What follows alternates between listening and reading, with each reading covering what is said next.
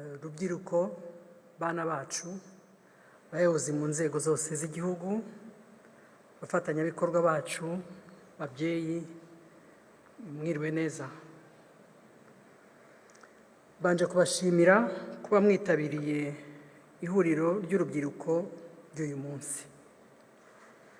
Nk'uko mubizi, ntabwo ari ihuriro gusa tuganiriramo, ahubwo ni umwanya twongera gufata ngo twunamire abasore, inkumi, bari urungano rwanyu, bambuwe ubuzima, bavukijwe inzozi zabo n'ibindi byiza bari kuzageraho. Ndanashimira kandi abo twabanye mu gikorwa cyabimbuye iyi gahunda cyo gufungura inzu y'amateka y'urwibutso rwa Jenoside yakorewe Abatutsi rwa Ntarama mu Bugesera. Ndabashishikariza kuyisura ndetse n'ahandi henshi habitse amateka yacu.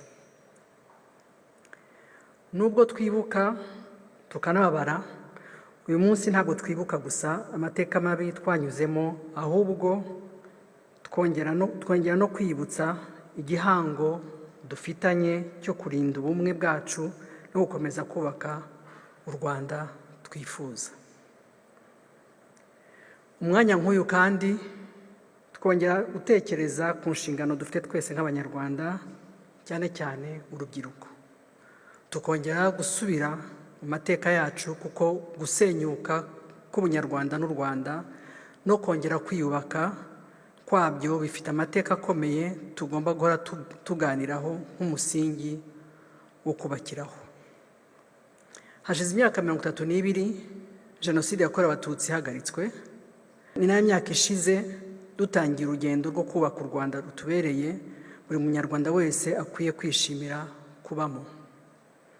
Iyo ukurikiranye amateka y'u Rwanda mbere na nyuma y'umwaduko w'abakoloni, ugasoma ibyabaye mu Rwanda nyuma y'uko rubonye ubwigenge, ukumva imbwirwaruhame abari abayobozi icyo gihe bavugaga n'imvugo bakoreshaga, urushaho gusobanukirwa uko isenyuka ry'ubumwe bw'Abanyarwanda ryateguwe igihe kirekire. Gufata umwanya nk'uyu rero birakwiye, kuko guhindura imyumvire mibi abantu bigishijwe imyaka myinshi kandi gashinga imizi, nabyo bisaba imbaraga n'umwanya.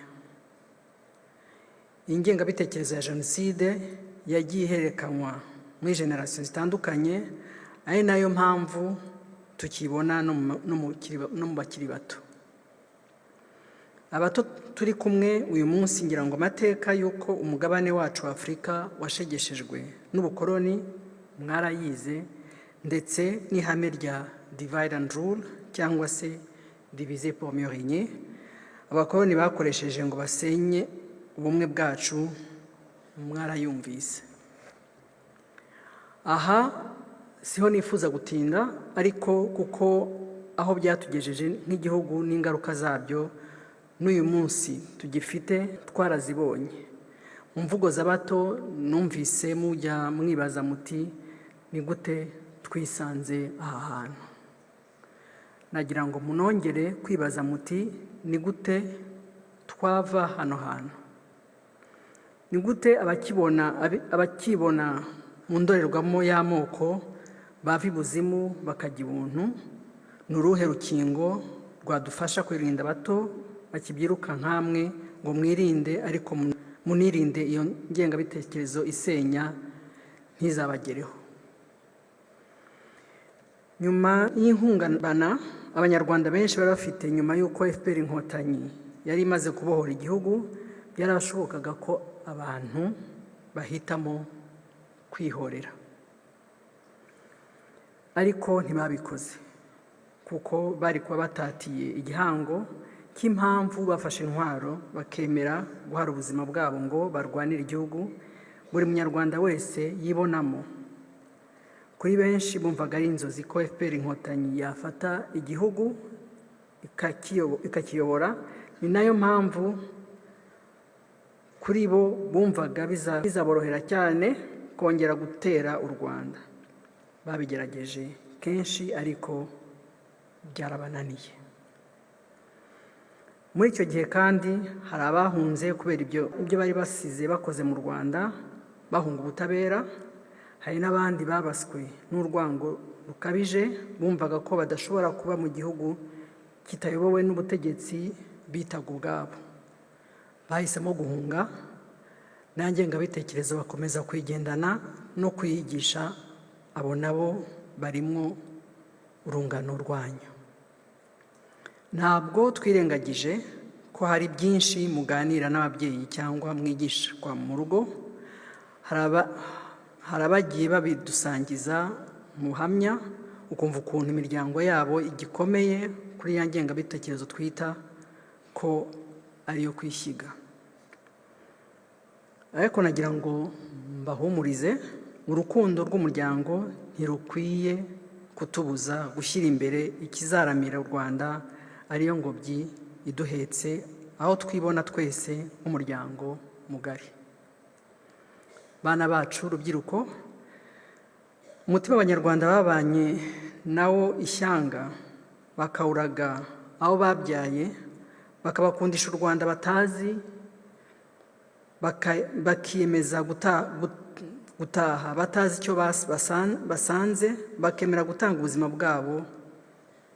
Uwo mutima murawumva? Mwebwe muzi u Rwanda rwiza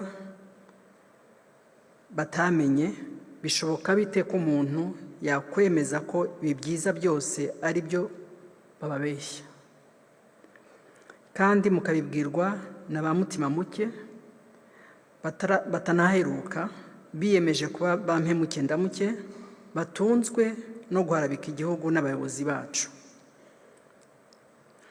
Urubyiruko n'abari bato babohoye igihugu mu gihe cy'imyaka 32 ishize bakoze amahitamo akomeye yashoboraga no gutwara ubuzima bwabo, kandi koko hari benshi baguye ku rugamba kugira ngo u Rwanda rwongere rubeho mu mahoro. Mwebwe urubyiruko n'abato b'uyu munsi mufite umukoro ukomeye wo kurinda no kubungabunga amahoro n'umutekano dufite, kandi bikajyana n'imibereho myiza mu nzego zose n'iterambere. Mufite byinshi byo guheraho mu kubaka amateka azagena imibereho y'u Rwanda n'Abanyarwanda itajegajega. Ese mwebwe ntimwifuza kuba mu gihugu giteye imbere, kigendwa ndetse n'abafatanyabikorwa bifuza kugana? Ibi rero ntabwo bishobora kubangikana n'amacakubiri n'ibindi bigamije gusenya. N'uwagira ibindi adashima ntiyakwanga gutura mu gihugu giteye imbere, gifite isuku, aho abaturage bose bahabwa amahirwe angana. Ndabashimira kandi mbasaba gukomeza umuhate wanyu mu kugaragaza isura ya nyayo igihugu cyacu, cyane cyane ko mwebwe mufite byinshi mwerekana. Abo bandi bo nta kindi bafite bashyira imbere uretse amoko, kwibasira abayobozi n'ibindi bigayitse bimwe tuvuga ko atari iby'i Rwanda. Rubyiruko, batumirwa bacu, niba tukibona bake bakibaswe n'ingengabitekerezo ya Jenoside no kwibona mu ndorerwamo y'amoko aho bavuka cyangwa baturuka, ni ikimenyetso ko tutaragera ku myumvire imwe twese, ko ndi umunyarwanda ari igitekerezo ngenga cyo kubaho kwacu dukwiye gushingiraho byose. Ndifuza kongera kubasaba kugira amahitamo akwiye mu buzima bwanyu, kuko ibyemezo mufata ntabwo bigira ingaruka ku buzima bwanyu gusa, ahubwo bigirira n'ingaruka ku miryango yanyu n'igihugu muri rusange. Mu gihe kirekire amateka y'u Rwanda na Afurika yavugwaga cyane n'abanyamahanga, abo turi bo, uko dukwiye kuba twambara, uko twitwara, imiyoborere, imyemerere n'ibindi bikagenwa nabo, bakagira n'uburyo banabivuga. Hanatanga urugero rw'umunyarwandakazi Marie Clémentine dusaba ijambo, uherutse kwandika amateka nyuma yo kwegukana igihembo gikomeye cya Camera d'Or muri Cannes Film Festival kubera filime ye ya mbere yise Benimana. Ndabakangurira mwese kuzayireba, kandi Clementine n'abandi nkamwe mukomerezaho.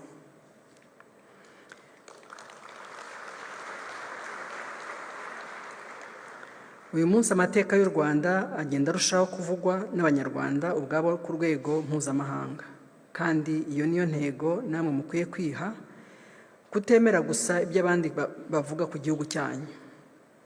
Ibyo bisaba kwihugura ku mateka yacu, ibyo Bizimana akora neza cyane, kandi mukabikora mwibwirije ubwanyu, ntawe ibahatiye.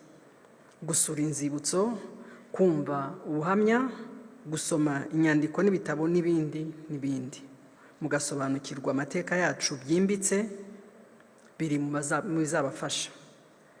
Ntabwo ari umurimo woroshye, ariko ntabwo ari n'umurimo udashoboka. Igihe cyose u Rwanda rwahoranye abatabazi barurwanira. Uyu munsi ni mu batabazi bazamenya u Rwanda rwa none n'urw'ejo. Mu izina ry'abakuru twongeye kubasezeranya ko uyu munsi turiho kandi tuzakomeza kwimana u Rwanda. Mwebwe abana bacu muzaba heza. Iri ni isezerano kandi ni n'igihango dufitanye n'igihugu cyacu. Mujye muzirikana ko u Rwanda dufite ari uru nta rundi, kandi nta heza haruta iwabo w'umuntu. Nta rwitwazo rero rundi twubaka u Rwanda twifuza, nk'uko ya ndirimbo bivuga neza ko tuzarwubaka tukarugira paradizo. Murakoze, mbifurije kugira ibiganiro byiza.